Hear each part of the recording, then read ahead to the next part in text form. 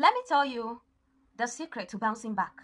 Bouncing back means that there is a place you were, but at a point you slide backward. Like you fell from a height.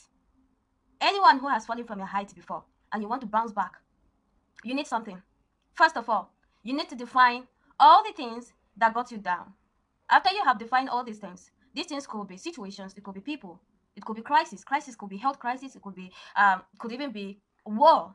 Maybe a war broke out in a community and it kind of destroyed everything you ever built and you have to start from zero. And it could also be flood disaster, it could be anything. Now it could be people. These things that bring you down could be people. You might be working as a big person in a company and then somebody just all of a sudden decide to ruin you. And it could be your decisions. You decided to take the wrong decisions knowingly or unknowingly, and then you find yourself down. Now, how do you grow? You need to define these things that brought you down. After you have defined these things that brought you down, you have to heal. Emotions need to be healed. Nobody is above emotions. It's unfortunate. No one. People who are above emotions must have definitely removed their heart and replaced it with something else. There are people like that, by the way. That is why we have people who live on earth as though they are not humans. They no longer have conscience. But if you find yourself in such a situation, I'm sorry, you can't bounce back because your conscience is dead. So I'm talking to people who love God and are willing to grow in the path of righteousness. Now, how do you grow back to that place you used to be? Or that place, or even go higher above where you were before the sudden collapse? After you must have defined whatsoever it is that brought you down, you recognize them, you point them, you circle them, find your way out of them. But then you have to forgive. Forgive yourself first. I call it self-forgiveness.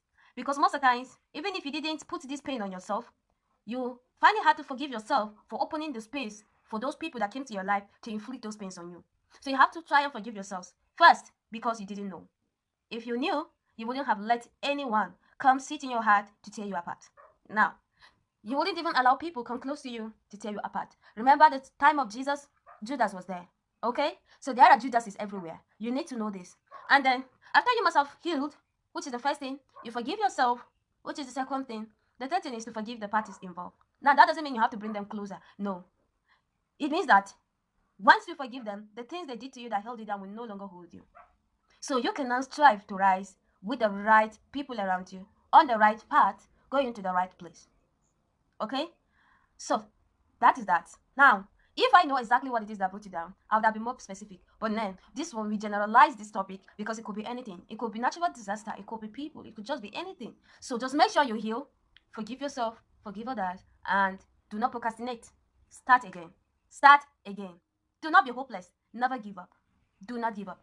Be so determined never to give up. Because only God has the final say. Always remember this.